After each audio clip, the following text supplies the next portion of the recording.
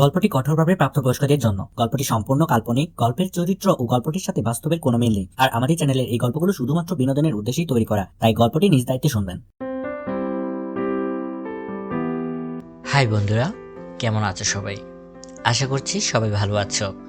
আজকে প্রেমিক পুরুষের 22তম পর্বে তোমাদেরকে জানাই স্বাগতম। রক্তলাল চোখে জ্বলে উঠেছে রাগ, বন্ধুত্বে জন্ম নিচ্ছে ভুল বোঝাবুঝি, আর ফিহার ষড়যন্ত্রে তীব্র হয়ে উঠেছে রোদের জীবন। একদিকে আহাদের হঠাৎ করা নিষেধাজ্ঞা, অন্যদিকে প্রত্যয় ভাইয়ার আংশিক স্বীকারোক্তি। এই পর্বের প্রতিটি লাইন তোমাদেরকে ভাসিয়ে নিয়ে যাবে আবেগ আর উত্তেজনা ঝড়ে। তাহলে আর দেরি কিসের? তোমরা যদি গল্পটির আগের পর্বগুলো এখনো না শুনে থাকো, তাহলে আমার দেওয়া গল্পটির ডিসক্রিপশনের প্লেলিস্ট থেকে শুনে নেবে। শুরু করছি রওনক রুফায়েত জাহিদের লেখা বিশেষ ধারাবাহিক গল্প প্রেমিক পুরুষ, পর্ব 22। রক্তলাল চক্ষুগুলো কারো যাওয়ার পানে তাকিয়ে আছে। সে খেয়াল কি কারো আছে? কি হতে পারে এর পরিণতি?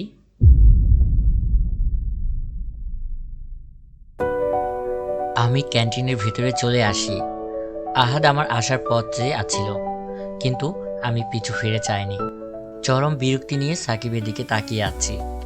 সাকিব আমার সামনে মুখ ছোট করে দাঁড়িয়ে আছে। চিন্তিত গলায় বললাম, তুই এমন কি করে করতে পারিস? আমাকে না জিজ্ঞেস করেই তুই 2 পার্ট প্রোগ্রামের জন্য আমার নাম দিয়ে দিলি। How can you do that? Sakib আমতা আমতা করে বলল, স্কুল কলেজের সময় 2 পার্ট প্রোগ্রামে তুই তো পার্টিসিপেট করতে। তুই ঢাকা ছিলি না, তাই আমি নাম দিয়েছি। তাতে কি এমন হয়েছে বলতো? সাকিব, স্কুল কলেজের ব্যাপার আলাদা। তখনকার আর এখনকার পরিস্থিতির মাঝে আসমান জমিন তফাৎ। তাছাড়া আমার গান গাওয়া থেকে মনে উঠে গেছে, তুই তো সবটা জানিস। সরি ভাই, চিল কর চিল। বাট একটা ব্যাপার নিয়ে আর কতদিন নিজেকে এভাবে লুকিয়ে রাখবি? দোষ ওই লুকে ছিল, তোর না। যাই হোক সাকিব, আমি পারবো না। যতবার গান গাইতে যাই, ওই লোকের প্রত্যেকটা কথা আমার কানে বাজে। ওনার মিথ্যা স্বপ্ন চোখে ভাসে, বারবার মনে করিয়ে দেয় আমি কত বড় বোকা ছিলাম। আমি পারবো না গাইতে। এখনই আমার নাম তালিকা থেকে কাটাবো। সাকিবকে আর কিছু বলবার সুযোগ না দিয়ে নাম কাটাতে চলে যাই। সেখানে যেতেই আমার চোখ কপালে উঠে যায়। ফিহা রিহার্সাল রুমে, আর সবাই অডিশন তার কাছেই দিচ্ছে। আমি নিশ্চিত কোনো ঝামেলা করবেই। আমার ভাবতে দেরি, কিন্তু শয়তানের ডাক পড়তে দেরি না। ফিহা আমাকে ডাকছে। ইচ্ছে না থাকার পরও যেতে হলো। এই মুহূর্তে কোনো সিন ক্রিয়েট করতে চাইছি না। আমি চুপচাপ দাঁড়িয়ে আছি। ফিহা তার হাতের পেপারসগুলো চেক করতে করতে ভ্যাঙ্গাত গলায় বলল, ওহো লেডি বয়, তুমি গান গাইবে? গান পারো নাকি? নাকি এখানে ছেলেদের দেখতে এসেছো, নাকি মেয়ে? আমার ভয়ঙ্কর রকম রাগ হচ্ছে, কিন্তু নিজেকে ঠান্ডা করার চেষ্টা করে খুব স্বাভাবিক গলায় বললাম, আমি আমার নাম কাটাতে এসেছি। তালিকা থেকে আমার নামটা কেটে দিন প্লিজ।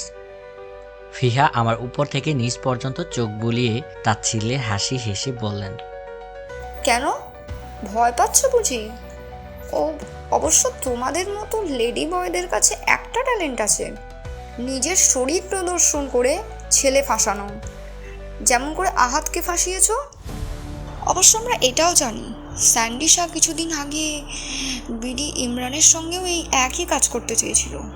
ও অবশ্য পারেনি, কিন্তু তুই তো তার থেকেও এগিয়ে। কি ভেবেছিলে মানুষ অন্ধ? এসব কেউ দেখে না। আহাদের সঙ্গে গাড়ি দিয়ে চলাচল করা, একসাথে ফাংশন অ্যাটেন্ড করা। যাই বলো ছেলে, মানতে হবে ছেলে ফাঁসানোর ভালো ট্যালেন্ট আছে। না হয় আহাদের মতো ছেলেকে কি করে পটাতে পারতে?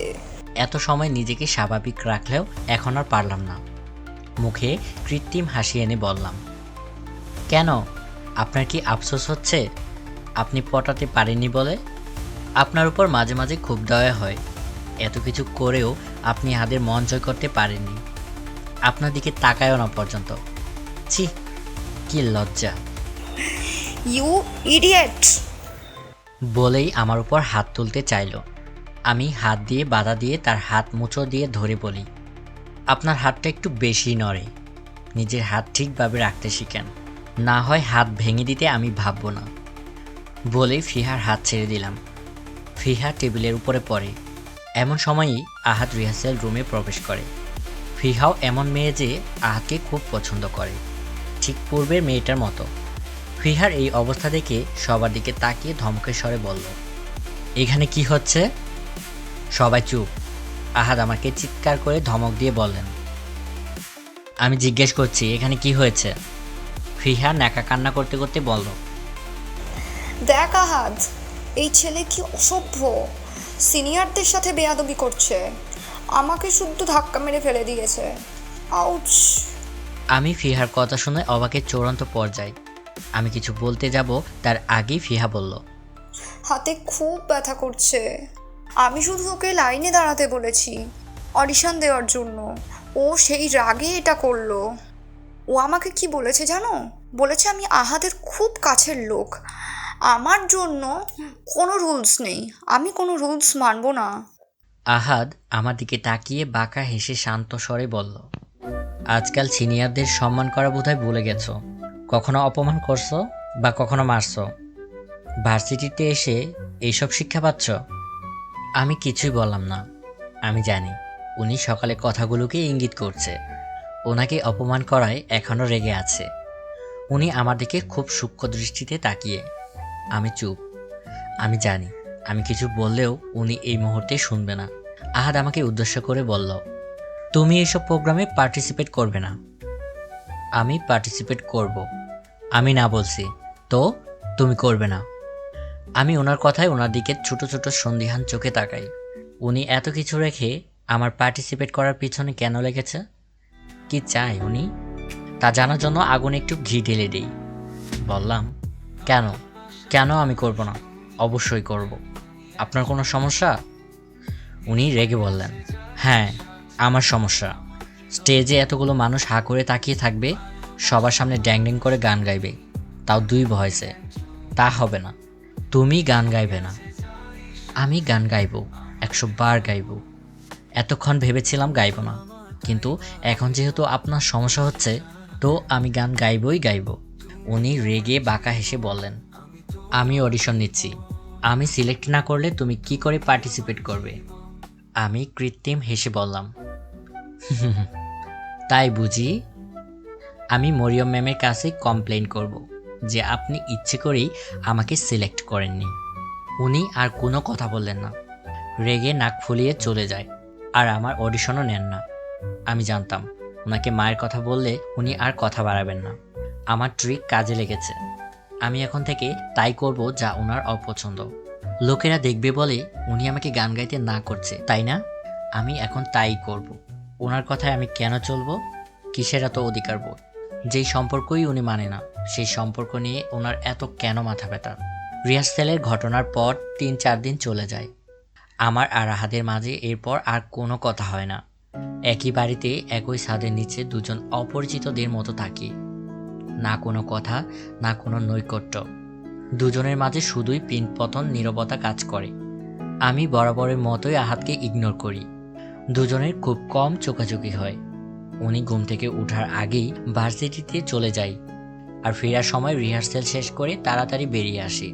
রিহার্সেলের সময়ও লুকিয়ে চলে আসি। কোনোভাবেই ওই লুকের মুখোমুখি আমি হতে চাই না। আজ রিহার্সেল শেষ হতে অনেক দেরি হয়ে গেছে। সাকিবও অপেক্ষা করতে না পেরে চলে গেছে।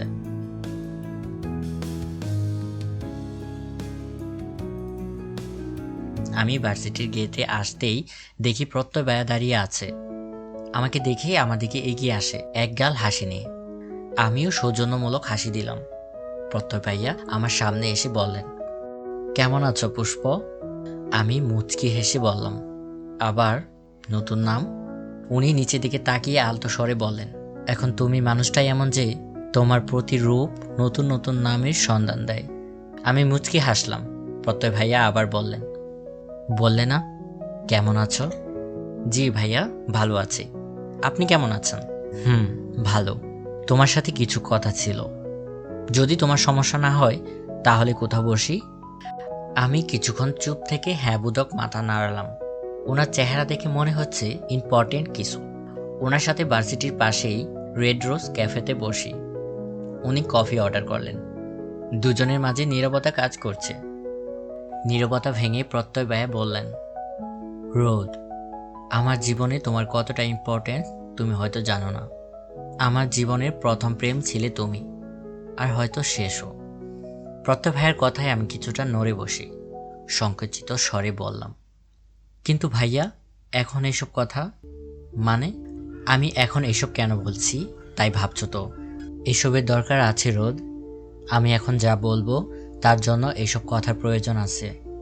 তোমার সবটা জানার অধিকার আছে। আমি তোমার এই অবস্থা মেনে নিতে পারছি না। প্রত্যয় ভাইয়ের কথা আমার মনে ভয় চেপে ধরে।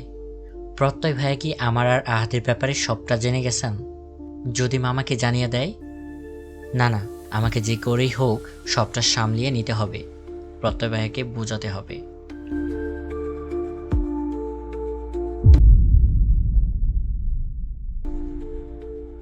বন্ধুরা, শুনছিলে প্রেমিক পুরুষ গল্পের 22তম পর্ব।